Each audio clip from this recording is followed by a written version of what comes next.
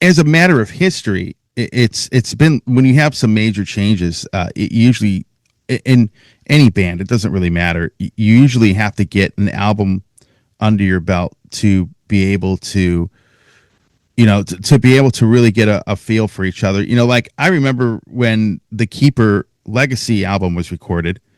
Danny had just joined the band, but then the album after that, Gambling with the Devil, felt like the band was more relaxed and more in tune, and you could feel that actually in the live shows. You could definitely see that for the Gambling with the Devil album, and then after that, it just as the albums progressed, as they were recorded over the years, you felt more and more of you guys getting tighter and really becoming that the 5-piece unified group of guys that you've been for since then of course the Pumpkins United thing happened. So I think what really helped the whole thing work out too is that you had 5 guys that had been together for a long time. It made it probably easier for these other 2 guys to join, and you had this great like foundation already, very stable one. And I think that's why part of the reason that's why this has worked so well. Yeah, it's part of the reason, and it's also because of the social structure we have built before that, and I have to mention, not alone as a band, we like with each band, it's also the people you work with. For us, it was our management was a key factor. Sure. In developing that. So without that, it wouldn't have had worked. It's like, of course, I think communication is the key, and a lot of people can do that, unfortunately. But we had to kind of develop a band language to talk about things with each other. If something goes wrong, and then at the same time, we had like great people around us that were supporting that. And also sometimes taking away decisions from us that would have otherwise brought us into a really bad situation. So I want to point that out, that it's not only you as a band, as an artist, it's also like the people you work with, and yeah, so we had luck in that sense. So and like you said, like the Legacy album, there was a lot of changes happening in between. For me personally, it was a journey to even become a band member, or feel like, or at least feel like one, because I was kind of rushed into the band. I wasn't expecting that. I wasn't aiming for that. That's another thing. If you're aiming for a band like this, and you're this young guitar player, and you're sending out demo tapes, back then it would have been that way, and to get a gig, you have a different mindset than someone who was kind of rushed into that, So, and that happened to me. Like, I wasn't prepared for that. I by that time, before I joined the band, I didn't even think about that type of music anymore. I was at a point where I was like, I've done that. I've seen how it is. I want to go into other directions. I was eventually starting out to building up a solo career,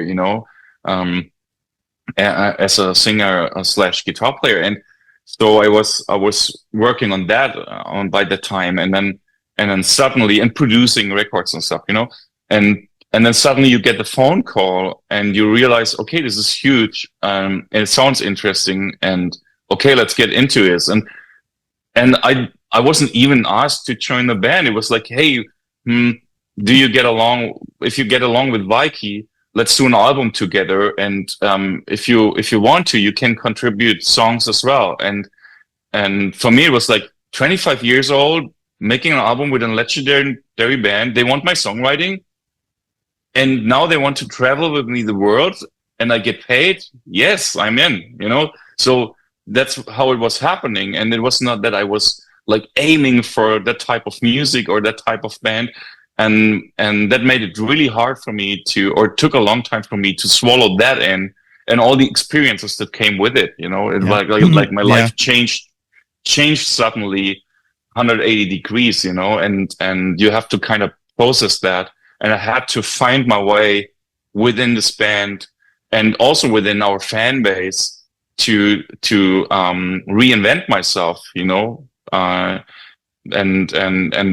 and so with the Legacy album, it started slowly to go into the right direction for me personally, but also for us as a band, because we did these 2 albums. We did the first world tour with Danny, who was the greatest addition since I joined the band, from the drummer's perspective, and a super nice guy, and everything clicked. Then we had a new management coming in at the same time, and it was a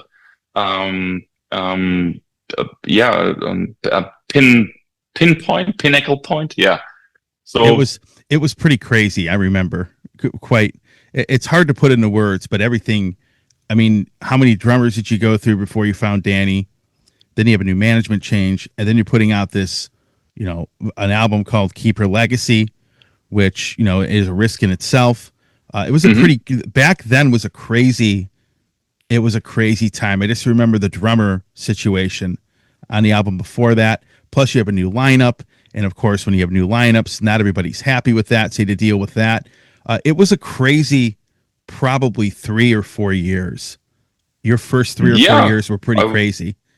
Pretty crazy. And it didn't end there. It took a long time to get stable. And then people get used to it, I would say, if young people ask me how to start a band and how would success look like, and I always go just spend 10 years, and then you see, it's like always like the magic 10 years you have to put into something, to see where it's at, in the end, if it's successful or not, or if you can even. Keeping a band together is not that simple, No. It's especially if you want it to be a good band with a lot of great output. You have to have people who have something to say, and with people that have something to say, there come problems for sure.